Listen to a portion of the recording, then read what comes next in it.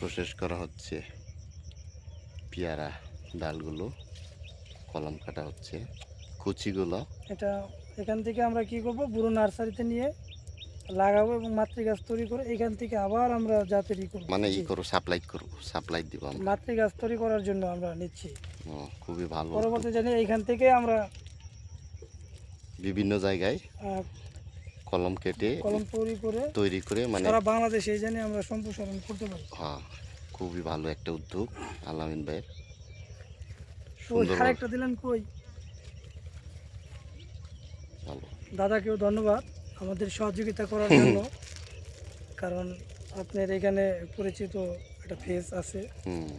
আপনার জন্যই কিন্তু আমরা দ্রুত এখানে আসতে পারছি এবং সুন্দরভাবে কাজ করতে পারতেছি। ধন্যবাদ, খুবই ভালো একটা। দেখা যাক এখন আমাদের বড় ভাই কি করে। পেয়ারা বাগানে আসছে যেহেতু কলম কাটবে, ডালটা সুন্দর একটা কুচি দেখে কলম কাটতে হবে। এখন ডাল একটা পেয়েছে, ছোট্ট ছুরি দিয়ে এই যে এই চামড়াগুলো খালগুলো ফেলে দিতে হবে। 1 থেকে 1.5 ইঞ্চির মধ্যে কাজ করতে হবে। হ্যাঁ, 1 থেকে 1.5 ইঞ্চি। তাহলে মাটিগুলো ওখানে প্লাপ করে বরফ করে প্লাস্টিকের পলি দিয়ে পেঁচিয়ে ঈদ করতে হবে, বাঁধতে হবে। ওই যে এই সিস্টেম, মাটি দেওয়া হচ্ছে এখন। মাটি দিয়ে পলিথিনের মাধ্যমে রশি দিয়ে বেঁধে দিতে হবে। 25 থেকে 30 দিন। 30 দিন না, হ্যাঁ, 25 থেকে বলে 30 দিন, 1 মাসের কাছাকাছি, 1 মাসের মতোই। তখন হইলো শিকড় ভিতরে একটু পরিণত হবে, গজাবে, তখন ডাল কেটে রেখে দিতে হবে। রেখে দিয়ে তারপরে যে লাগাইতে হবে।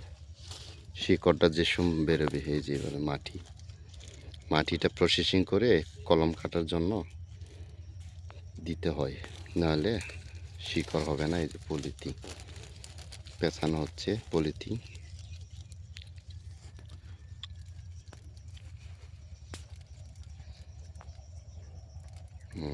এইভাবে খুবই ভালো,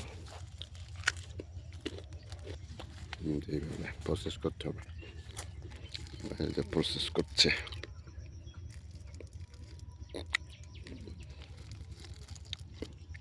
সুতিলি দিয়ে বেঁধে দিচ্ছে।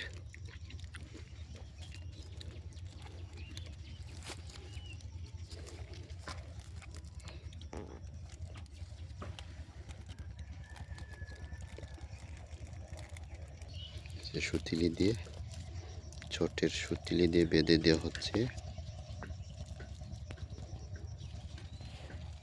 এভাবেই কলম কাটতে হয়। 1 মাস রাখতে হবে। 1 মাসের পরে এটা ডালটা কেটে নিয়ে যেতে হবে।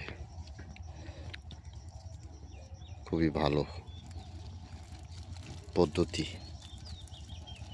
হয়ে গেল এই যে কলম কাটা। ঠিক আছে, এইভাবেই আপনারাও চেষ্টা করলে কলম কাটতে পারবেন, পেয়ারা এইভাবেই করবেন। Thank you.